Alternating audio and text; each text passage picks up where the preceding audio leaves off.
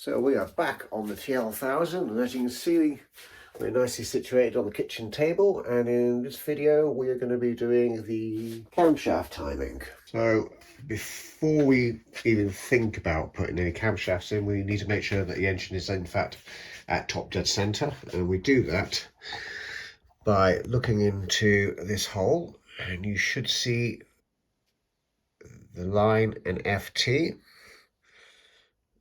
there. If you can't quite see it, I'll put that up on the screen with a diagram from the book, but that's what we're looking for, and that tells us that it is in fact at top dead center.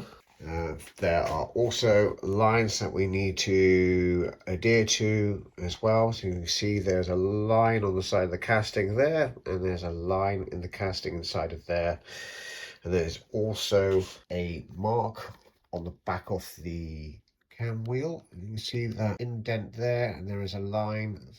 Those all have to line up, obviously in a line up in a line. Who would have thought? And so that you know that your cam timing is in fact correct as well before we put the camshafts in. So we're going to start by fitting the inlet cam, because why not? So these are actually marked on them. You see there, in for inlet, and then you'll have EX for exhaust. And you have marks on there as well. So for this one, we want the eye to be at the front of there when we pop it in, and you want your lobes facing in that direction. Okay, so what we want to do, we want to line up our lines so that they're level, and they are level on the level, which they are. That's perfect. I am going to put some assembly lube on this as well when I go to put the cam holders on. And yeah, so that's one in, and then we're going to put the exhaust one in. So let's just reset the camera. For this one, we're going to put the exhaust in, and the exhaust faces the E. The E, I don't know if you can see that. Well, it's actually there, but it's upside down. There we are. The E, that faces on the back of the cylinder. Oh no, I've put these on the wrong way around, haven't I? I put the inlet on the exhaust because I'm a donut. Oh my word. Okay, back to the drawing board. All right, okay. That's okay. We haven't bolted them down or anything, so it's not a major issue, is it? So that is going to sit there. Perfect. And then we'll put the exhaust on. I can't believe I did that. So that's the camshaft set in. Now we'll just bolt it up. Oh, get some assembly lube in there. Whoop.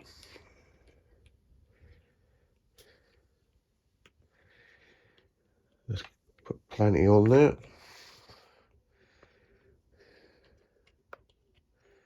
Because this is going to be obviously dry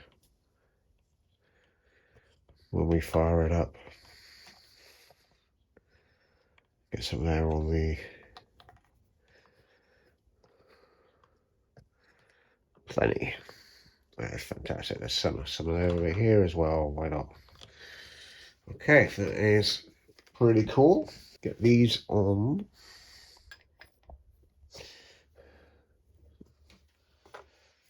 Put these caps on. That one like that. So inlet and exhaust. Not the other way around like I did.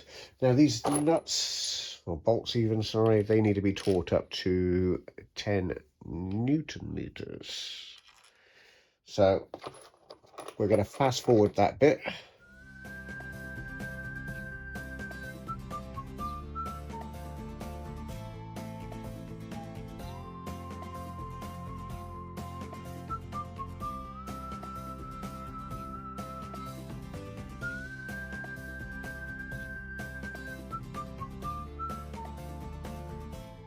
There we go.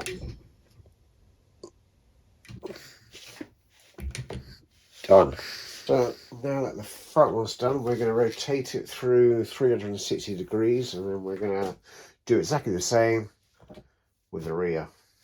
So let's get on with it. So you need to turn it counterclockwise.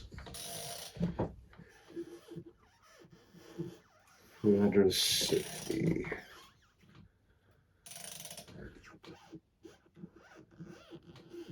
Until you see the FT line once again.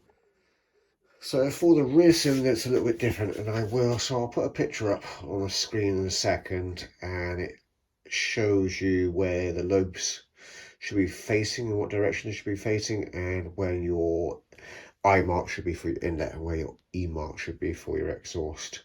It's a little bit, it is obviously different from the front cylinder.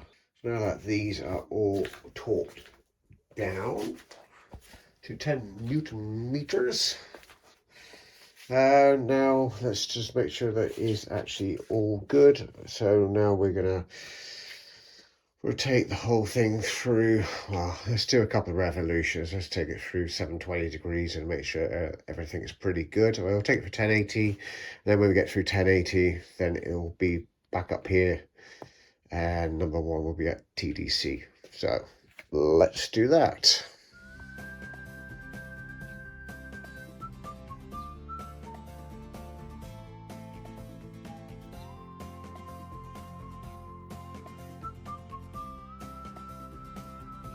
Let's get my torch, have a look-see, and that is back as we were. Awesome. So let's get the rest of it together. Put the cam covers on, blah, blah, blah, blah, blah. Put this cover back on, and then the next video, I'll get the engine in the frame, and then we'll start getting it ready for its first start in 3 years.